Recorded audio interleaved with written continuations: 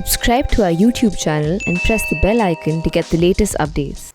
Hi friends, welcome to this video column, and today we are going to talk about the roadmap of Rashtriya Swayamsevak Sangh over the next few years. And why we are talking about it? Because in 2025, the RSS, that is the Rashtriya Swayamsevak Sangh, which is arguably the largest voluntary organization in the world, which is also the ideological mentor of Bharatiya Janata Party, which is ruling at the center currently and in almost a dozen states. So the Rashtriya Swayamsevak Sangh, whether people can love it or people can hate it, but people cannot ignore it anymore because it does play a pivotal role, you can say, in the Indian public discourse, in defining Indian polity, in defining the agenda of the nation. So what we are going to look at in this video today is the what is the RSS roadmap for next 2 to 3 years. The RSS is turning 100 in 2025. It was set up in 1925 by Dr. Keshav Baliram Hedgewar, and it will be completing its centenary year in 2025. So it's very interesting to look that from 2021 onwards, 2021 is almost going to finish. So from actually 2022 onwards up to 2025, what are the RSS plans? How RSS is looking at these next few years? Uh, we are also discussing this. Let me set up the context because the RSS has two decision making bodies, two important decision making bodies. One is Akhil Bharatiya Pratinidhi Sabha, which meets every year in March, and another one is Akhil Bharatiya Karyakari Mandal. It's kind of an executive council. It has around 350 members currently, and it meets around October or November. It's also does a kind of a midterm review of the plans which were made and discussed in the ABPS meeting, in the Akhil Bharatiya Pratinidhi Sabha meeting. So this year, the meeting of Akhil Bharatiya Karyakari Mandal, the second highest decision-making body of the RSS, was held at Dharwad in Karnataka from 28th to 30th of October. This meeting was presided over by the Rashtriya Swayamsevak Sangh Sarsangh Chalak, Dr. Mohan Bhagwat, and it was attended by all the senior functionaries of the RSS, the RSS General Secretary, that is Sir Karyawa, Dattatreya Hosabale was also there. So we'll look at some of the key points which were discussed in this meeting, because this meeting actually discussed the roadmap for the RSS up to the centenary year, that is up to 2025. And the Sir Karyawa, Dattatreya Hosabale, he himself said in a press conference after this meeting that the RSS the RSS plans its organizational activities after every 3 years, or organizational expansion after every 3 years. And this year, these discussions were taken up in Akhil Bharatiya Karyakari Mandal. So we will, though a number of issues were discussed, but we will discuss some key takeaways which will give us an indication that what is going to be the RSS roadmap for the next 3 to 5 years. One is, so there are 3 points. There are three key takeaways. One is that there is going to be massive organizational expansion. The second one is that a new narrative on India's freedom struggle will be built up. And third is that the global threat from radical Islam will be highlighted, especially in light of the plight of Hindus who are living as minorities in Indian subcontinent in countries other than India. Now let's first look at the organizational aspect. How RSS is going to expand organizationally. Currently, the RSS has 34,000 daily shakhas. As we know that the daily shakha get together of 1 hour where they conduct physical, mental and spiritual exercises.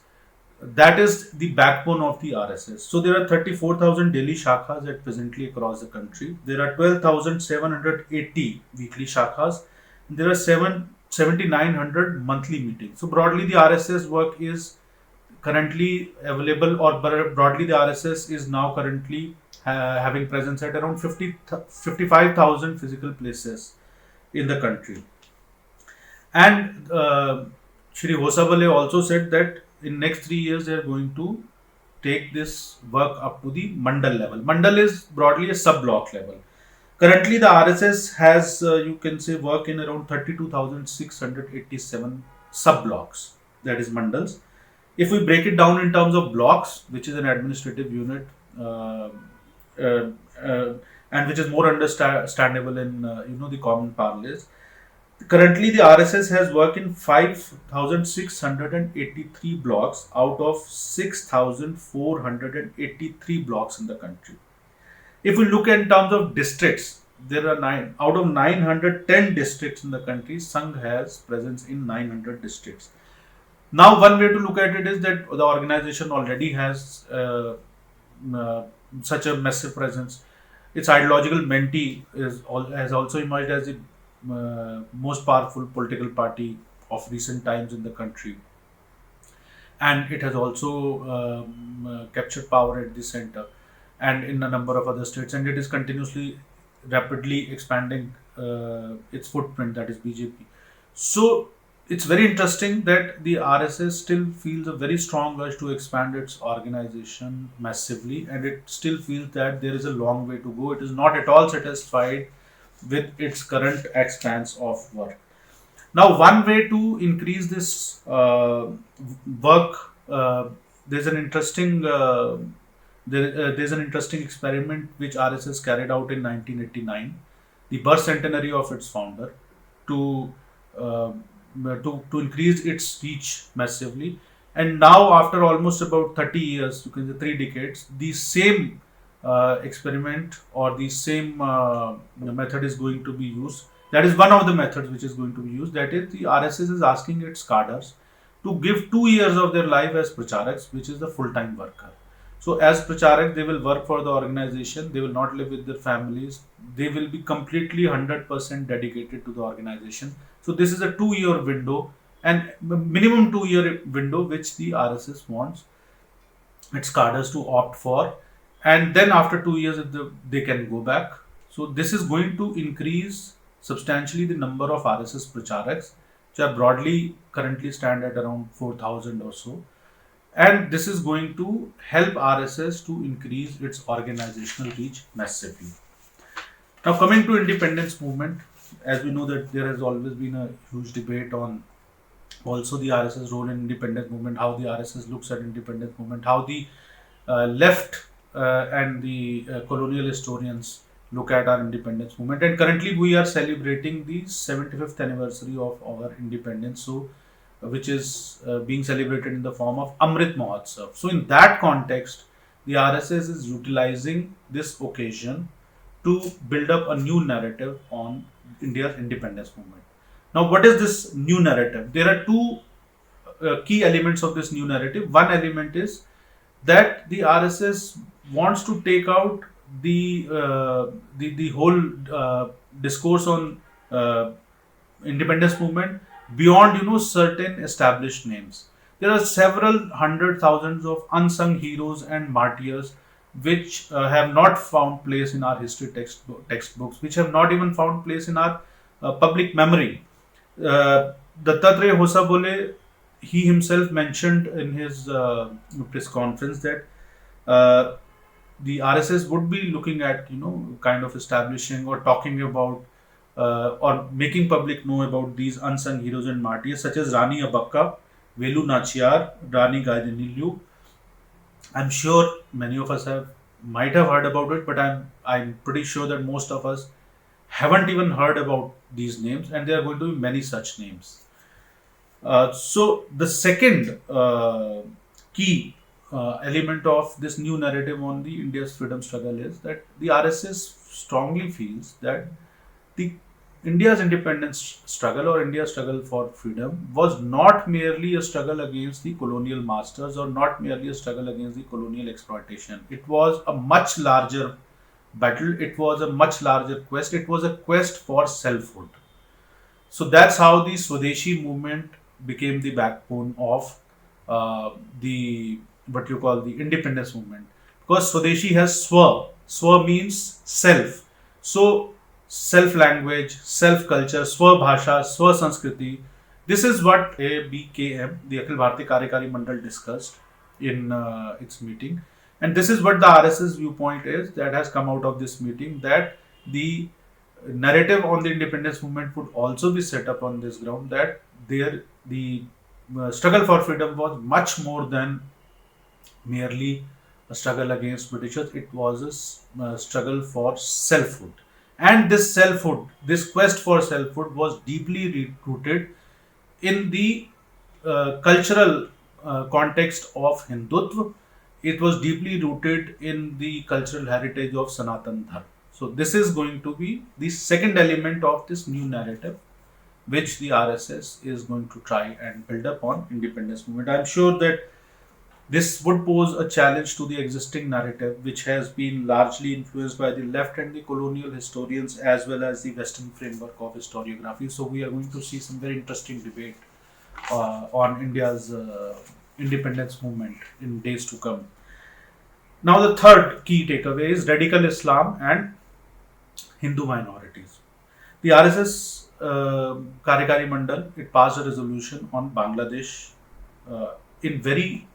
it passed a resolution on the plight of Hindus in Bangladesh, and we saw that during the last few weeks there was massive violence against Hindus in Bangladesh.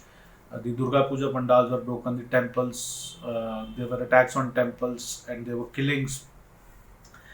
And there has been strong condemnation of that attack already from RSS and from Vishwa Hindu Parishad and from a number of other Hindu rights bodies which are active globally also.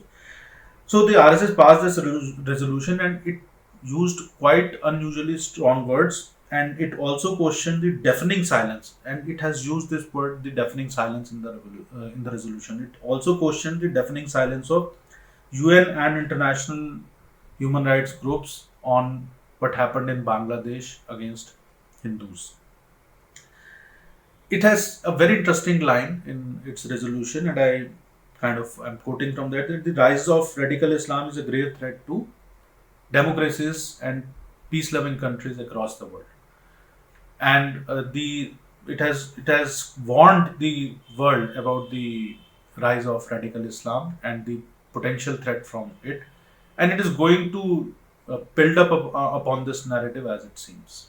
So these are some of the key takeaways, but let me tell you, all these things we have to look at with the caveat that RSS is a very dynamic organization. As the situations change, it can kind of change its priorities also, as we saw during Corona, that it shifted its gears completely, and it touched almost about 12 crore families in terms of providing help and support to them during Corona. This is also the number which has come out of this Akhil Bharatiya Karyakari Mandal meeting, and when they discussed the work which was done by the RSS volunteers during Corona. So the RSS is a very dynamic organization. It's an interesting case study that it is going to turn 100, and I think there are very few organizations which become stronger and stronger after a certain, even after they are going to turn 100. There has been no war of succession in RSS. We have discussed this issue in the past. We'll discuss this issue in the future videos also, and look at the growth of RSS more closely, and some of the aspects which intrigue our viewers and readers, and about which probably there is not much information in public domain, and there is more of disinformation. So we would be covering all that in our coming videos, and that's all for now, and we'll soon be back with a new video on a new issue. Thank you for watching.